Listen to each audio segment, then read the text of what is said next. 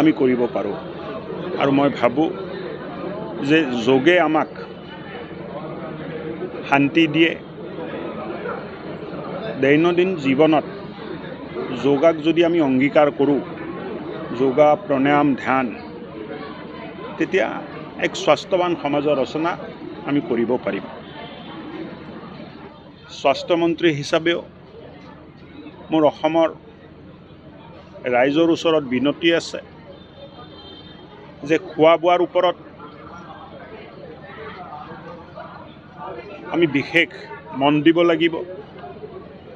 তেলত ভাজা বস্তু, পেকেট ফুড খোৱাৰ ওপৰত নিয়ন্ত্ৰণ কৰিব লাগিব, কাৰণ 30 বছৰ অতিক্ৰম কৰা শতকৰা 15-16% মানুহৰ তাত ডায়েবেটিছ হৈছে আৰু সমান অনুপাততে 15-16% মানুহৰ তাত হাই বিপিৰ সমস্যা আমি চিহ্নিত কৰিছোঁ।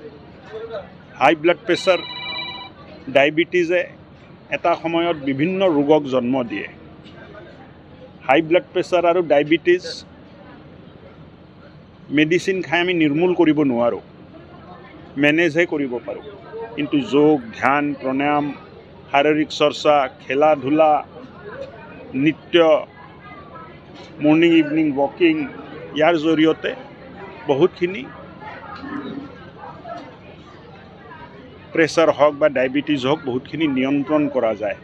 চ' এক স্বাস্থ্যৱান পৰিয়াল, স্বাস্থ্যৱান সমাজ গঢ়াত প্ৰত্যেকজন অসমবাসী ৰাইজে অৰিহণা যোগাব লাগে আৰু পাৰিলে সপ্তাহত একদিন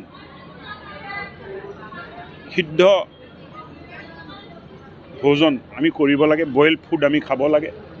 এই তেলজনিত খাদ্যই আমাক বহুত ক্ষতি কৰি আছে। নাজানাকৈ আমি খাওঁ, টেষ্ট ভাল পাওঁ বুলি আমি খাওঁ, কিন্তু এটা সময়ত বহুত ডাঙৰ ক্ষতি শাৰীৰিকভাৱে আমাৰ হৈ যায়, যিটো আমি গম নাপাওঁ।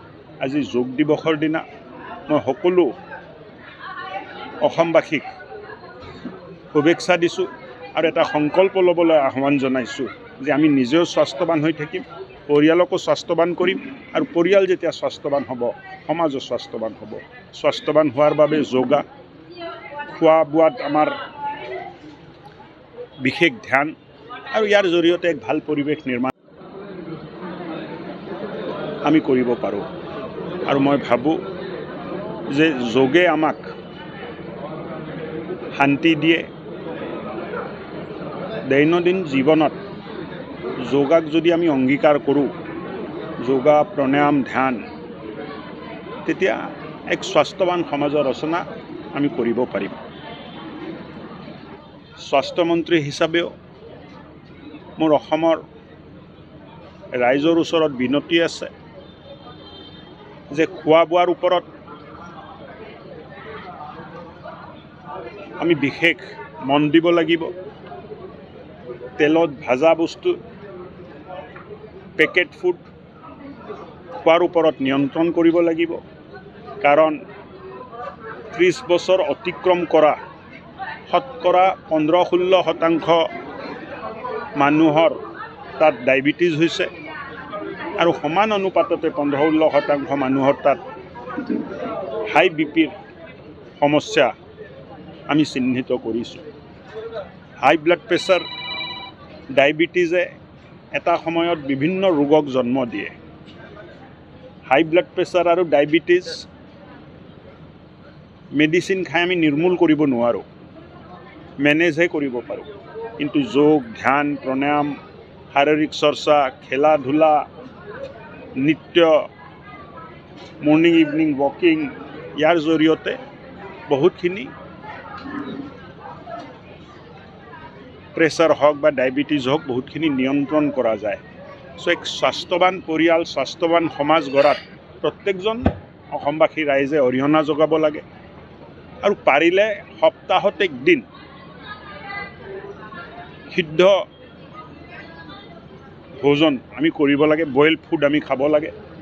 এই তেলজনিত খাদ্যই আমাক বহুত ক্ষতি কৰি আছে। নাজানাকৈ আমি খাওঁ, টেষ্ট ভাল পাওঁ বুলি আমি খাওঁ, কিন্তু এটা সময়ত বহুত ডাঙৰ ক্ষতি শাৰীৰিকভাৱে আমাৰ হৈ যায়, যিটো আমি গম নাপাওঁ। আজি যোগ দিৱসৰ দিনা মই সকলো অসমবাসীক শুভেচ্ছা দিছোঁ আৰু এটা সংকল্প ল'বলৈ আহ্বান জনাইছোঁ যে আমি নিজেও স্বাস্থ্যৱান হৈ থাকিম, পৰিয়ালকো স্বাস্থ্যৱান কৰিম আৰু পৰিয়াল যেতিয়া স্বাস্থ্যৱান হ'ব সমাজো স্বাস্থ্যৱান হ'ব। স্বাস্থ্যৱান হোৱাৰ বাবে যোগা, খোৱা বোৱাত আমাৰ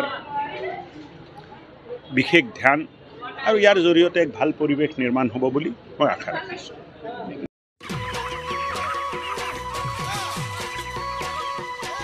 অতি কম দিনতেই একোটা এনেকুৱা হৈ যায়। মই যে বিয়মৰ দানা খুৱাওঁ, আপোনালোকেও বিয়মৰ দানা খুৱাওক আৰু কম দিনতেই অধিক মুনাফা লাভ কৰক।